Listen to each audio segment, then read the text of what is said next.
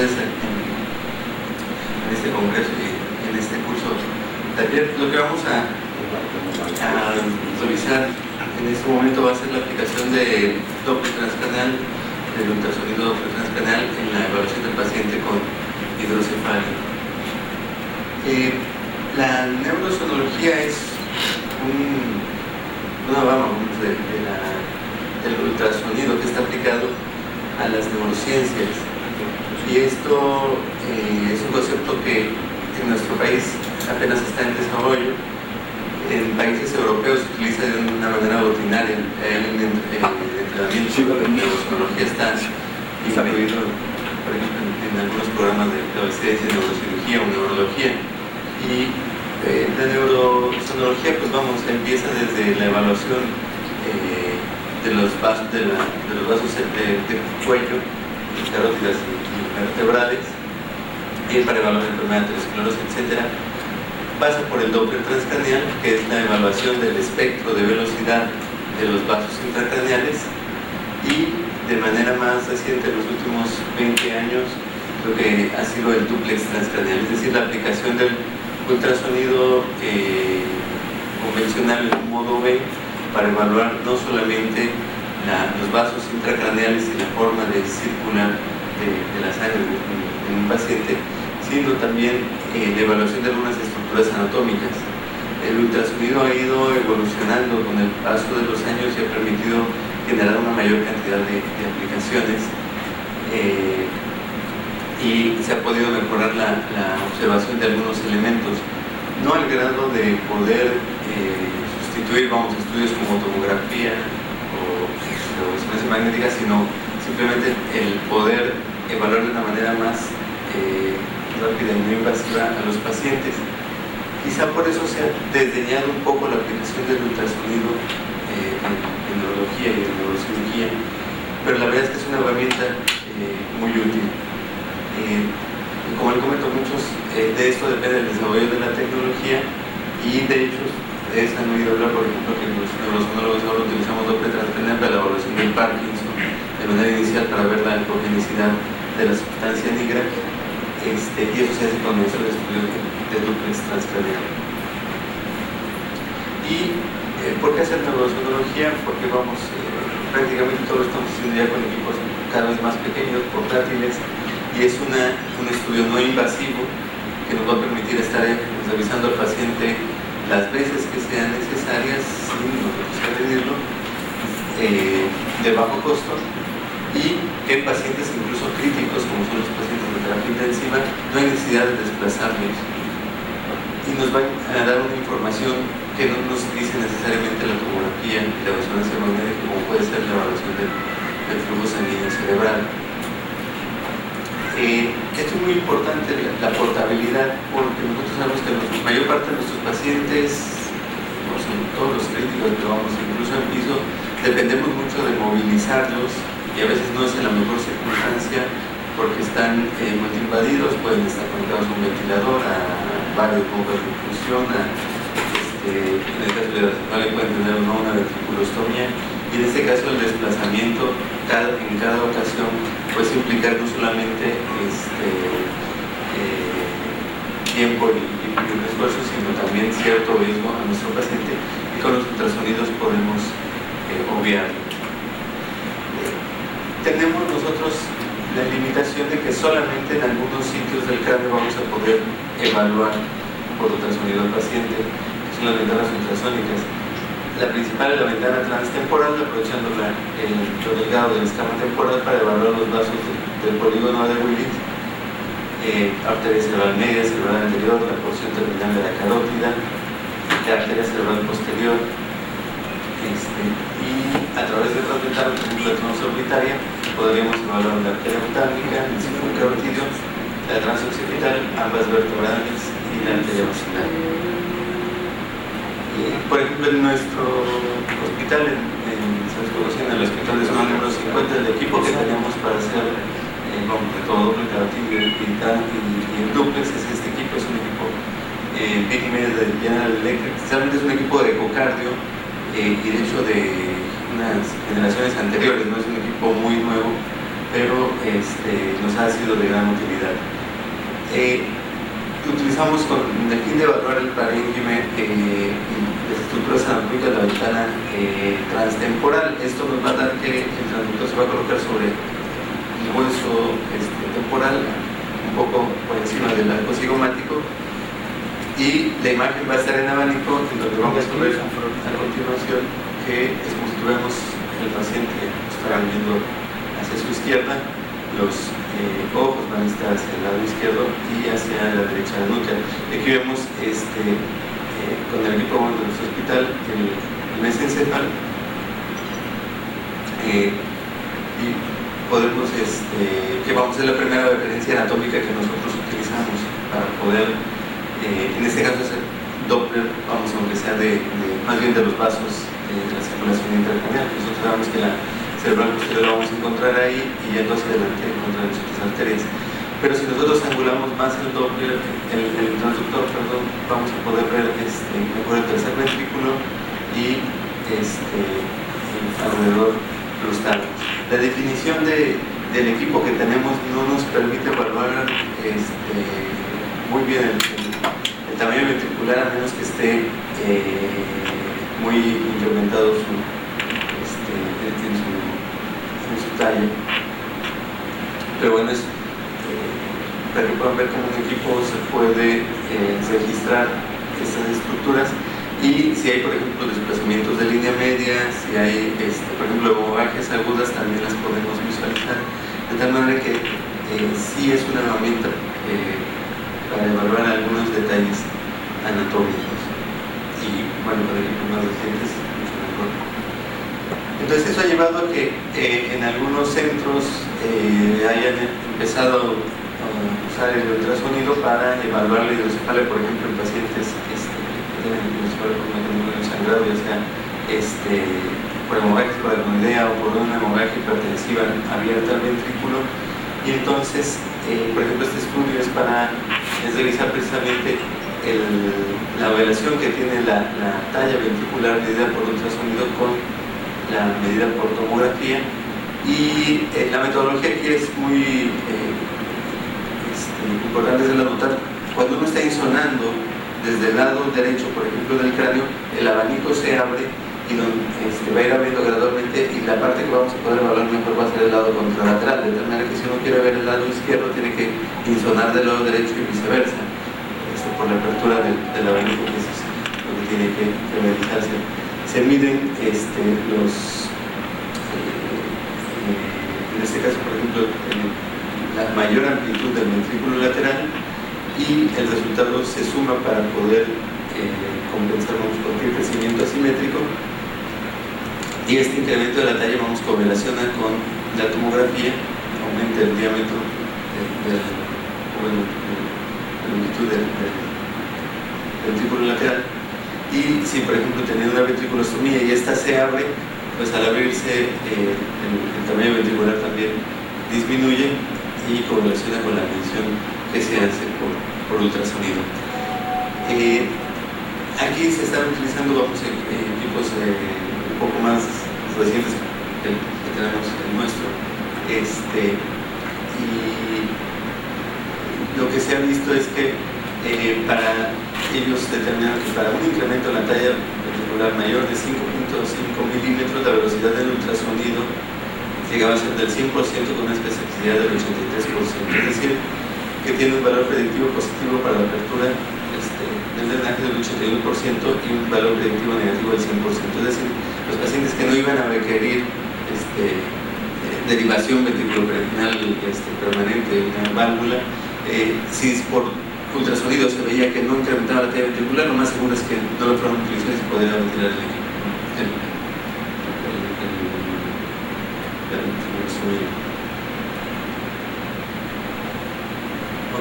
Pero esta es una parte de la evaluación que hacemos por Doppler de las estructuras intracraneales.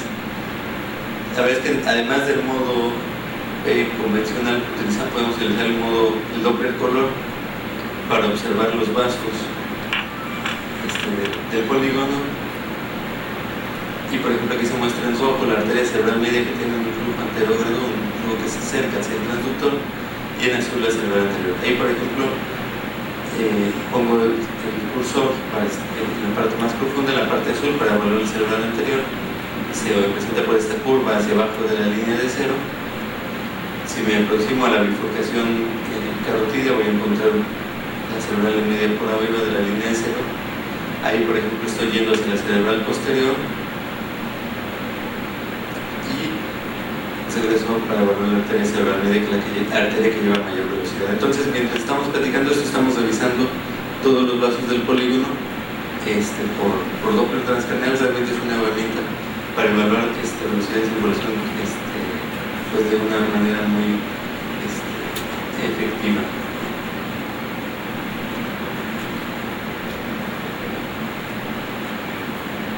Nuevamente Doppler.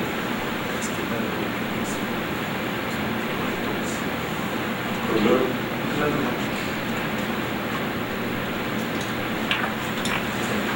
Entonces, ¿qué es lo que evaluamos nosotros con el Doppler transcranial? Realmente, el Doppler transcranial propiamente dicho se refiere a esto, al análisis del espectro de velocidad. Aunque nosotros podamos ver el parénquima cerebral, poder definir algunos elementos,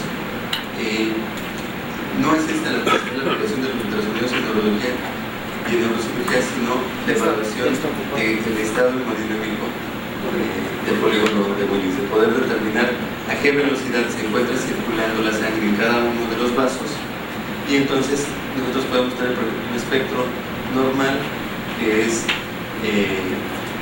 hay una aceleración sistólica, un pico máximo de velocidad, y después viene una muesca diacrótica que separa la sístole de la diástole, y la velocidad se mantiene con un leve declive en la fase diastólica.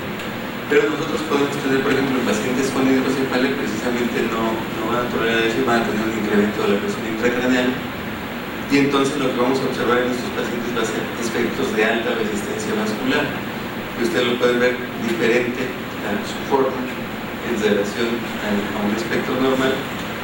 La sístole tiene un aspecto más agudo, y la diástole tiene en menor grado esta pérdida de su velocidad. Hay un índice que se llama índice de pulsatilidad, que es un índice de resistencia vascular. Lo normal es, vamos, que vayamos en algunos pacientes hasta 1.1, 1.2. Este paciente está, por ejemplo, en una pulsatilidad de 1.16, pero este otro paciente, su pulsatilidad está en el rango de 1.68, es decir, tiene una mayor resistencia al paso de sangre. Obviamente, la presión menor, la presión diastólica, es la más castigada, y por eso la velocidad de circulación decae cuando uno inicia el espectro transcranial. Entonces, estos cambios que pueden haber en la forma del espectro de velocidad se han estudiado en algunos sitios si tienen relación, el hecho de observar precisamente la ventriculostomía derivado para evaluar si el CEO de la ventriculostomía está afectando la hemodinámica intracraneal o no. Y en algunos centros, principalmente europeos, lo han estado evaluando, porque los datos son un poquito contradictorios, y evaluan lo que es la autorregulación cerebral en los pacientes con hidrocefalia, es decir, qué tanto puede cambiar la velocidad de circulación con los cambios de presión arterial en los pacientes que tienen hidrocefalia, y aquellos en los que se ve que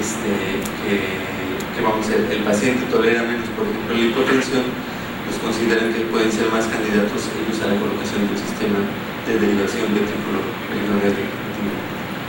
El Doppler transcranial entonces va a permitir el monitoreo de las velocidades intracraneales y del índice de pulsatilidad, y lo que podremos utilizar, por ejemplo, para un hidrocefalia es medir la velocidad en ambas arterias cerebrales medias y evaluar los cambios que ocurren con el CEO de ventriculostomía. Lo que hemos hecho en nuestro hospital, realmente son muy pocos casos, son 3 casos los que hemos podido estudiar de esta manera. La ventriculostomía abierta, ya sea cuando el paciente presenta cefalea o algún deterioro del estado de alerta, o en el que podríamos completar el examen tomográfico para evaluar el incremento de la talla ventricular. Esto en pacientes realizados en terapia intensiva. Entonces, por ejemplo, en algunos pacientes fue necesario abrir la ventriculostomía en un par de ellos porque empezaban a tener cefalea y corroboramos que efectivamente aumentaba la resistencia vascular y teníamos que abrirlo en ese momento y ya no los bajábamos a la tomografía, y solamente de uno que vimos que sí, que efectivamente no es dependiente de la derivación, no hubo el incremento de la talla ventricular y se pudo retirar la misma. Las conclusiones de todo esto las estoy tomando también de una editorial que tiene que ver con los artículos, uno de los artículos que mencioné previamente, es que el Doppler transcranial es una tecnología que tenemos disponible y de manera creciente, así como tenemos equipos de ultrasonidos en nuestro medio, un poquito desdeñado en países del primer mundo que también tienen, pueden tener más infraestructura que nosotros, pero es un equipo que es, además de tener mayor disponibilidad, es de muy bajo riesgo para nuestros pacientes, es portátil, con gran potencial para el manejo de hidrocefalia por mala actuación en las unidades de terapia intensiva, de tal manera que la editorial, la observación que hacen es que el dúplex transcranial requiere tener una mayor difusión en las unidades de terapia intensiva de cuidados neurocríticos, y que los médicos que están en las terapias intensivas no solamente deben de manejar los equipos que hacen el análisis del espectro de velocidad, sino también ser entrenados para poder aprovechar el modo B y poder tomar decisiones.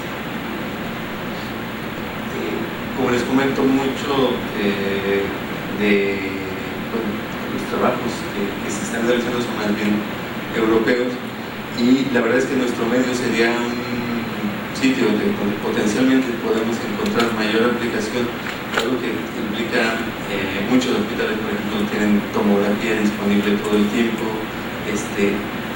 Trasladar un paciente, no tenemos siempre en los hospitales ventiladores para trasladarlos, o todo el equipamiento que idealmente deberíamos disponer para poder movilizar pacientes críticos, de tal manera que sí es una herramienta que estamos a veces desaprovechando y que podría resolvernos en revisar el manejo que estamos haciendo con nuestro paciente.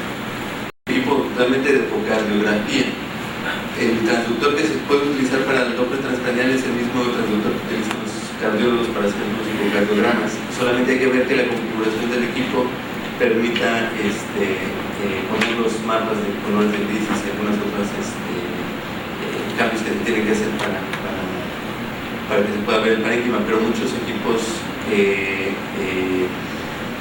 hacen ecocardio tienen la opción de hacer transcranial. De hecho, lo que he observado en algunos hospitales es de que la casa comercial que vendió el equipo lo dio con la aplicación de transcranial como un extra, pero no hay siempre que lo pueda hacer. Entonces el equipo realmente para ver la morfología no es un equipo especial, es el mismo equipo prácticamente que haga ultrasonido, que haga ecocardio, y cardiólogos que hagan ecocardio siempre hay muchos, todos los hospitales, y entonces hay que ver si ese equipo tolera acepta la aplicación de Doppler transcranial.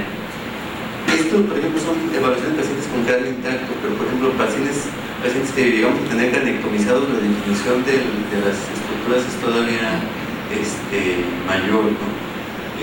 Y la otra, producciones de observación, la otra es, por ejemplo, hemos visto pacientes lactantes, aunque ya tengan cerrada la fontanela anterior, por una ventana transtemporal se puede también evaluar mucho mejor que en el adulto las estructuras anatómicas. ¿Qué tipo de transductor está utilizando? ¿2 MHz? Es de 2.5 MHz el transductor que se utiliza. ¿Y es un transductor curvo, cóncavo, es plano? Porque los ecocardiógrafos, por ejemplo, en el hospital, hay un hospital donde estoy bajo las banderas de líneas, no se han girado ese tipo de equipo, ya está para ese tipo de situaciones.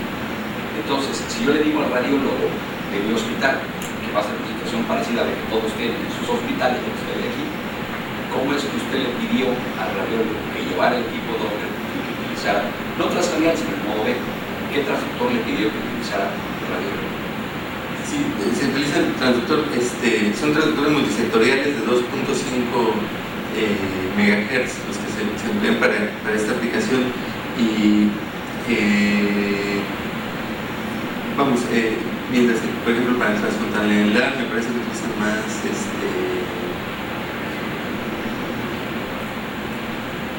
son otras especificaciones diferentes de uno transfrontalenlar, pero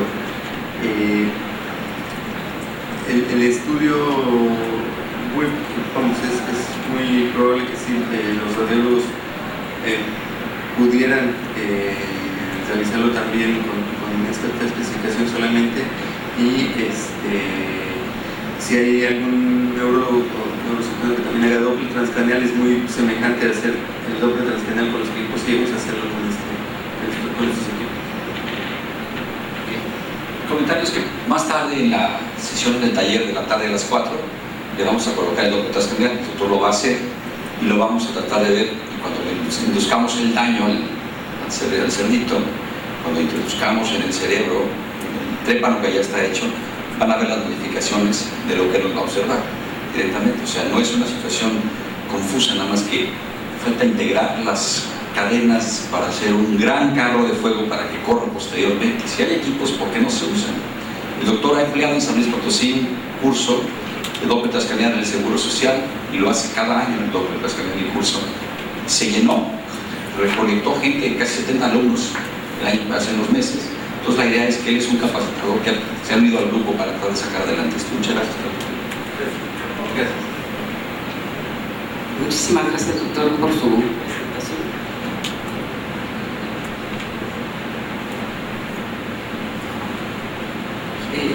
Nuevamente, pues bienvenidos a la sección de neurotrauma.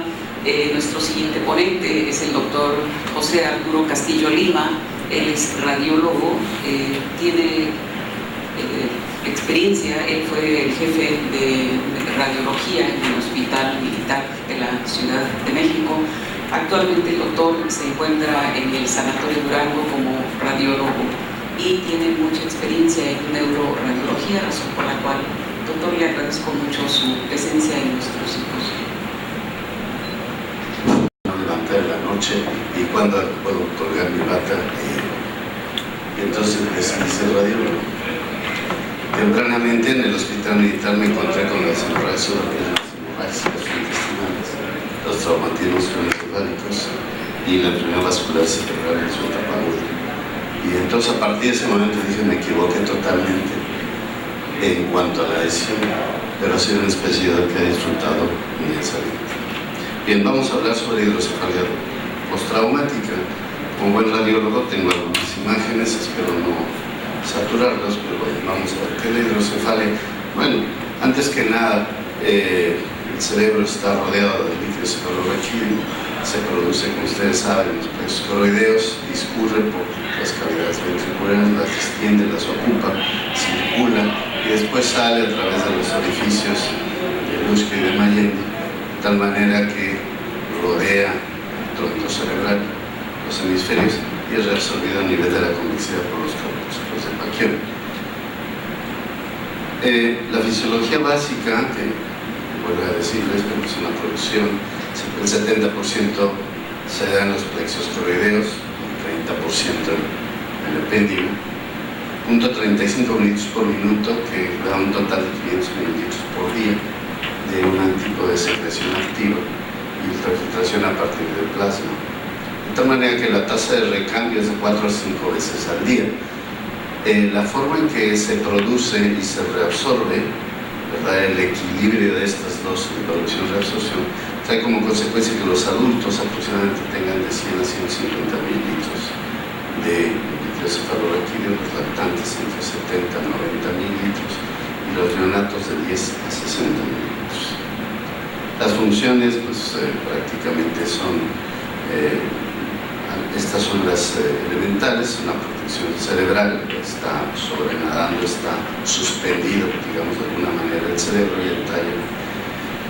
y esto sirve para amortiguar en casos de movilidad anormales, como es el traumatismo craneoencefálico. También sirve de regulación para la homeostasis, es un vehículo para transporte de nutrientes. Evidentemente también elimina desechos o catabolitos, mantiene la defensa contra agentes patógenos y mantiene la presión intracraneal en forma constante. Este es algo que por supuesto tiene que ver mucho con la hidrocefalia. Bien, la hidrocefalia postraumática es un síndrome reconocido desde 1914 por Dandy, un síndrome apegándose al término y a la definición de síndrome, que está reconocido desde hace mucho tiempo. La incidencia sintomática varía desde el 0.7 hasta el 29%, según este autor. Sin embargo, los criterios de tomografía, si son positivos, muestran de una variabilidad del 30 al 86%. Esto radica en la diferencia en criterios y clasificación, y esto influye, por supuesto, en los resultados de las evaluaciones. La hidrocefalia postraumática requiere, como tronco importante de información, los datos clínicos del paciente, por supuesto los fisiológicos que se puedan obtener, y en nuestro caso de la imagen. Bien, esta es una imagen característica de una dilatación ventricular, y esta plática sí me gustaría comentárselos, trato de ser descriptivo. ¿En qué podemos definir esto, la descripción? Bueno, pues están simétricamente dilatados tanto las astas frontales, el tercer ventrículo y las regiones de los trigonos ventriculares, la evidencia intertalámica, que está prácticamente tensa, es la comisión que está uniendo ambos tálamos. No hay duda, es una dilatación ventricular, no hay hidrocefalia, no hay espacios subaracnoideos visibles. De tal manera, pues, a reserva de que me disculpen, pero creo que es una clasificación meramente descriptiva. La hidrocefalia postraumática la vamos a dividir, según nosotros vemos, en aguda y crónica, y esta puede ser simétrica o asimétrica, como vamos a ver. La hipertensión, la hidrocefalia postraumática aguda requiere sine qua non, la contaminación hemática del espacio subaracnoide, la presencia de sangre que irrita, afecta, engrosa o bloquea los diversos pasajes, los diversos mecanismos de producción y de reabsorción. De tal manera, pues, que necesitamos obligadamente que exista contaminación hemática subaracnoidea. Eso por lo menos en la aguda. Debe de haber también contaminación hemática ventricular, como vamos a ver. Este es muy frecuente en los traumatismos craneoencefálicos. Y puede haber, como ustedes oyeron hace un momento, una extensión de un hematoma hipertensivo que se abre libremente a los ventrículos, una extensión hemática intraventricular de un hematoma parenquimatoso adyacente. Las hemorragias subaracnoideas, bueno, tienen diferentes presentaciones, desde las francas, en donde se ve la imagen hiperdensa, pues en el valle siciliano, en la ínsula, que nos está diciendo que hubo ahí algo, un traumatismo o incluso una ruptura neurismática, o puede ser tan sutiles como solamente ver una discreta banda de hiperdensidad en lo que es el declive tentorial, en este caso el derecho. Algunas otras, como vemos, puede haber la típica copa de champán, ¿verdad?, con lesiones accionales difusas. Esta hemorragia subaracnoidea es la que frecuentemente vemos en los hidrocefalias. Obviamente también la contaminación hemática que en el cuarto ventrículo, ya estamos viendo estas temporales, estas frontales ya están dilatadas, el tercer ventrículo, como hay sangre en el cuarto ventrículo, y aquí hay una contaminación hemática tanto en la región de los trígonos como en la asta frontal, sabemos el hemisférico, y algunas lesiones asociadas a los traumatismos. Estos son los que van a dar causa en un momento determinado a la hidrocefalia, y donde el clínico nos pide que en un momento determinado se necesite estar evaluando para ver si en un momento se requiere algún tipo de terapia, ya sea conservadora y frecuentemente invasiva como es el drenaje o la ventriculostomía. La hidrocefalia postraumática crónica, bueno, esto se va a hacer evidente porque hay, vamos a ver, lesiones generalmente en la sustancia blanca, en la región subcortical. Estas lesiones generalmente son por fibrosis, una vez que pasa el periodo agudo, ¿verdad? Hay proliferación en las meninges y entonces nos dan alteraciones por fibrosis, ya sea en donde se produce, pero más frecuentemente en donde se absorbe. Estas lesiones por fibrosis generalmente conllevan depósitos de hemosiderina, hemosiderosis en las regiones de reabsorción o en los conductos ependimarios, los recubrimientos ependimarios de los músculos. Esto trae como consecuencia que exista un proceso inflamatorio, la aracnoiditis, independientemente de que esté inflamada o que esté crónicamente inflamada con engrosamiento secundario, lo va a traer como consecuencia una disminución en la absorción de líquido cefalorraquídeo. Esto principalmente va a ser en los corpúsculos de Pacquiao hacia la convexidad. Bien, acá vamos a ver un claro ejemplo de lo que produce una lesión traumática. Este es un hematoma epidural a todas luces, la desviación de la línea media. En este momento ya hay una dilatación ventricular a expensas del efecto de volumen de la colección epidural de la región parietal izquierda con desviación de la línea media. Bien, este paciente le hicieron una craniectomía descompresiva, drenaron el hematoma, ¿verdad? La línea media regresa a su lugar. Sin embargo, los cuerpos ventriculares se ven apreciativamente normales, aunque ya vemos que acá hay una zona de hipodensidad córtico-subcortical que nos está señalando una zona de lesión tisular. Bien, los cortes tardíos, un tiempo después, es el inicial, es después de la descompresión, y este es aproximadamente 2 semanas después. Vean en un momento determinado cómo los espacios aracnoideos están amplios, ¿verdad? Están incrementadas las dimensiones del sistema ventricular y hay una asimetría prácticamente en la mitad posterior del cuerpo ventricular del lado izquierdo y persiste la zona de hipodensidad córtico-subcortical. Esta zona generalmente es por lesión parenquimatosa, trae como consecuencia la presencia de glía, que es las células cicatriciales del cerebro, y ese proceso de gliosis va a traer como consecuencia la retracción ventricular y esto va a traer la asimetría ventricular. Esta es una hidrocefalia postraumática crónica, por supuesto. Pero el mecanismo que vemos en todas las lesiones prácticamente es el mismo, y eso, como vamos a ver, depende también mucho de la gravedad de las lesiones. La hidrocefalia postraumática simétrica, ¿verdad? Que requiere, por otro lado, son diversas necesidades que debe de haber en toda lesión. Debe haber un edema cerebral agudo, puede haber un edema cerebral agudo, el edema cerebral postraumático que va evolucionando gravemente y que llega un momento en que afecta la diferenciación de las sustancias e incluso la visualización del sistema ventricular.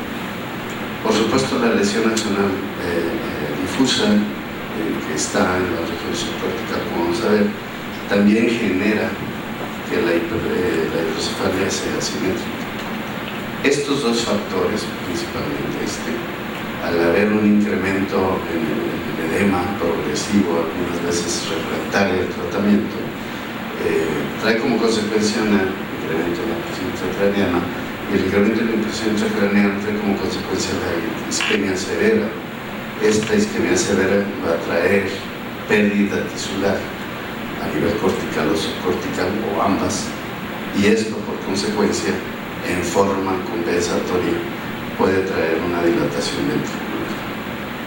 Y estoy tomando el término compensatorio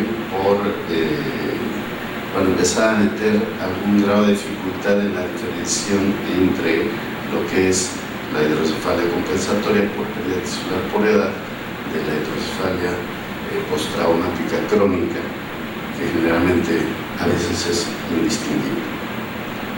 La lesión axonal difusa, ustedes la conocen muy bien, no son lesiones subcorticales múltiples, pueden estar generalmente en las uniones córticas subcorticales o incluso afectar los ganglios, el tallo cerebral. Todas estas lesiones múltiples por consecuencia generan reabsorción, pérdida tisular y crecimiento o incremento de las dimensiones del espacio medios y por supuesto de los ventrículos. En este caso aquí vemos sangre dentro del ventrículo. Estas son diversas imágenes de lesión axonal difusa. Si bien es cierto que la resonancia es exquisita para esto, también es cierto que la tomografía frecuentemente nos permite, si queremos verlo, lesiones de este tipo. El hecho de que no los veamos no los descarta, pero sí tenemos que estar muy precisos para verlos. Por ejemplo, pequeñas hiperdensidades de este tipo, o esto que en el caso de un paciente en particular, ¿verdad?, que tuvo la autopsia, esto era una sección prácticamente del cuerpo calloso. Acá pequeñas imágenes hipodensas que tienen las mismas características, ¿verdad?, lesiones en el tallo y en la región del uncal del lóbulo temporal, y las regiones córtico-subcorticales características que ya veíamos. Son lesiones axonales difusas en la modalidad de tomografía.